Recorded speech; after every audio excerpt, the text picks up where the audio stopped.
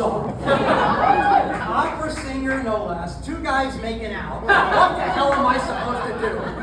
So let's do this. La da da da da da la la la la la la la da da da da da da da da. You got it. Very much. Welcome everybody. Nice to see everyone here. My name is Charlie. I'd like you to think about this before I start and I tell you some stories. Does anybody know what the acronym means that I'm going to share with you? CSBD. Does anyone know what that is? Don't look it up on your phone, please. Cox balls. Cox what? The first thing you thought about was Cox? Okay, all right, so just think about that because that'll play into the story I'm going to tell you. Also, before I start my stories, I do want to say a couple of things. Number one, I have no fucking idea how you shit in a bed when you are having sex. How does that even happen, Chase? I'll tell you later, Charlie. Okay, thank you. Okay. The other thing,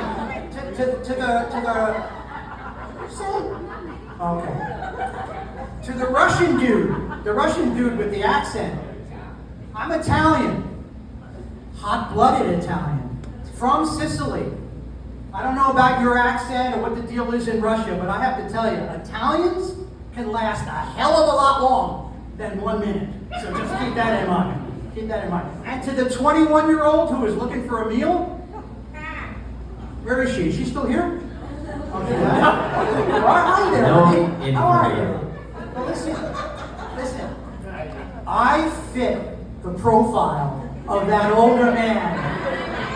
And I have money. And you know what? Come here. You know what, honey? I have to tell you that there's a reservation for you and I. There is a reservation for you and I at Ruth Chris anytime you want.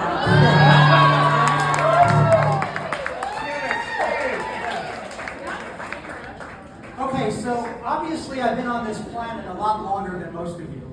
And as a result, I have gained a lot of wisdom and I have a lot of stories. Most of them are not good. 3 months ago, I went on an online dating, so obviously I'm an older gentleman, so this online dating stuff is really weird for me. I was talking to a fucking robot for 3 months and I didn't even know it. Incredible. So here's my stories. I'm a long-time sports reporter, and I've been around quite a bit, traveled a lot, covered a lot of major league sports franchises, and that was my career for the longest time. As a result, I traveled a lot.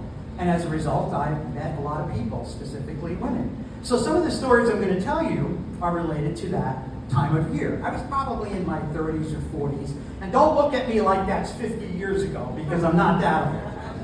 So I'm going to tell you like 3 stories, real quick ones. First one is I was dating a woman for about 3 weeks. And the first time we were intimate together was just about after that 3-week period. So we're laying down in her apartment and we're in her bedroom and she's going down on me. You guys know what that is, right? She's going down on me, right? So she's doing her little business down there and all of a sudden the phone rings. Don't talk when I'm saying that. All of a sudden the phone rings and she stops her little business with me and I'm there hanging low and nothing's going on. She runs in the other room and she takes a phone call. So she just leaves me hanging. She goes and takes the phone call. She doesn't come back for 1 fucking hour. She comes back to me and I said, where the hell were you? You took a phone call, it was like 1 hour. Well, it turns out, I find out later, that this young lady that I was dating for 3 weeks was one of those sex phone operators. She was working. So while I'm sitting there holding my testicles, she's like getting some guy off on the phone at $5 a minute. So she was making some money. Exactly. Thank you. Gotcha. My next story is probably about 3 years after the phone sex operator. I'm down in Maryland at a hotel in Cockeysville, Maryland. Cockeysville, Maryland. That's where I'm at. And I'm sitting in the hotel. We're covered in a football strike that was going on, and we're there for about 2 weeks, and we're all really bored. So this New York reporter that I knew comes sit next to me in the lobby, and he says, Charlie, I really wish we can go home because this 2 weeks is getting really boring. There's nothing to do here. So I said, yeah, I know, I feel the same way. So he says to me, he says, you know what? He says, here's what I'd like you to do tonight. I'd like you to go into the lounge, and I would like you to make eye contact with the female band singer who's performing in the lounge.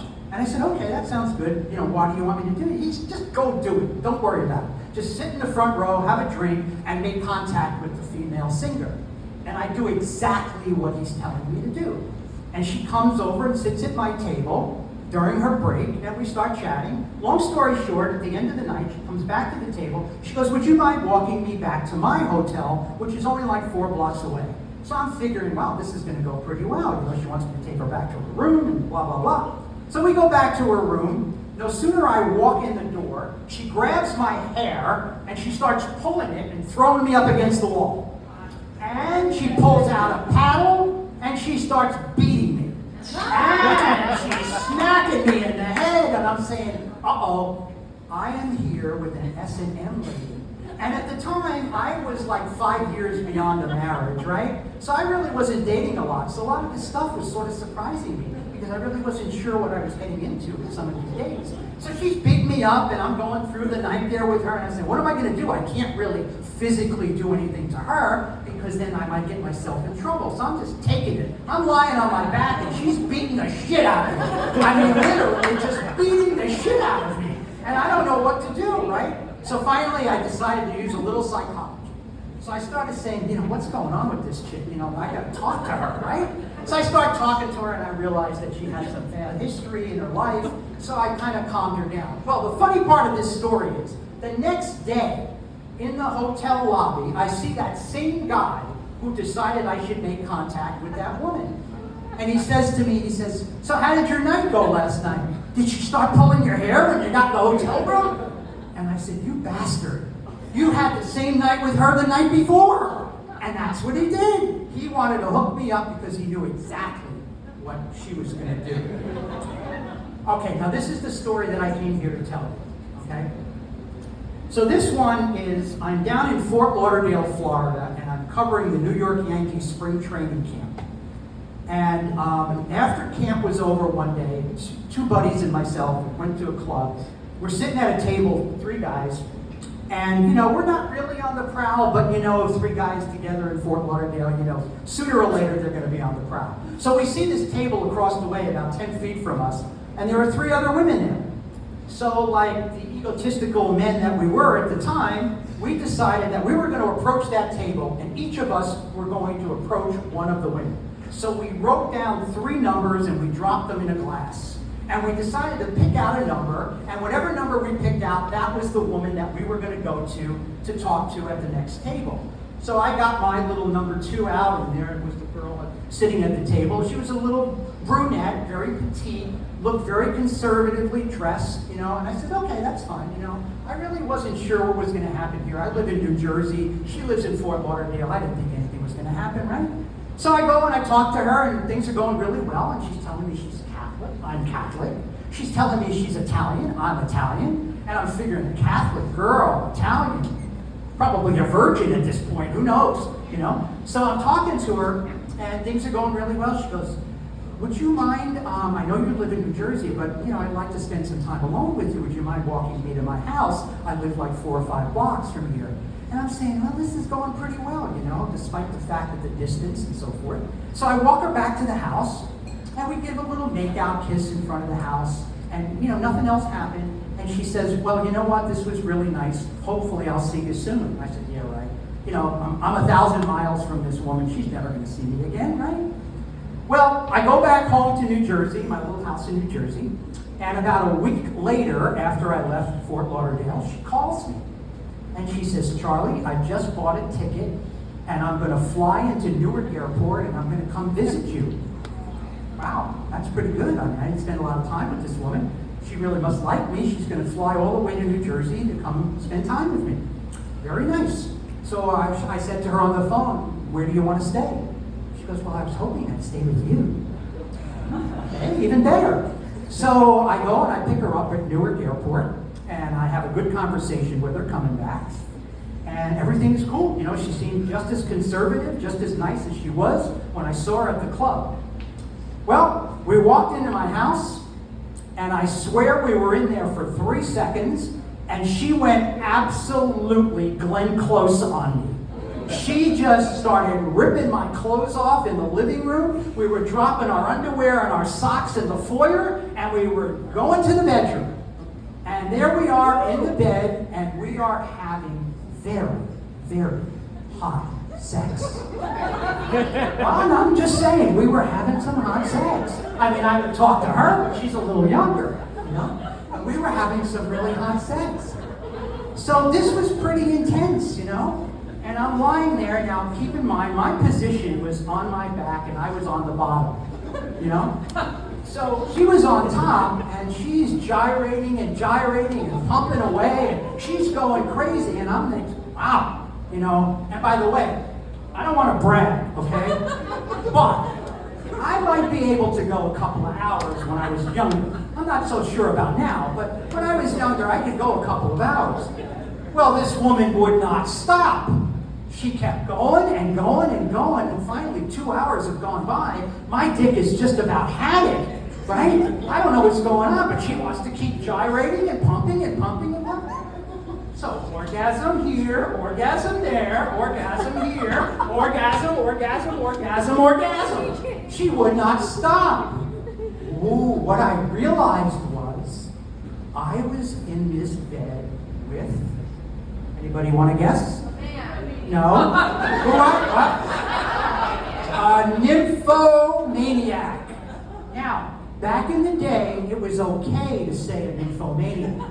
Go back to the acronym that I gave you. What was it? CSBD. And it doesn't stand for cock. Okay, CSBD. Compulsive Sexual Behavioral Disorder. That's the new modern term for a nymphomaniac.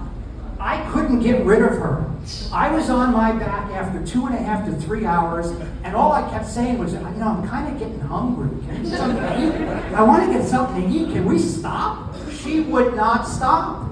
And again, I don't know what to do. So clearly I realized what I was in for. So I said, you know what? You got to go. I mean, I really can't keep up with you this much.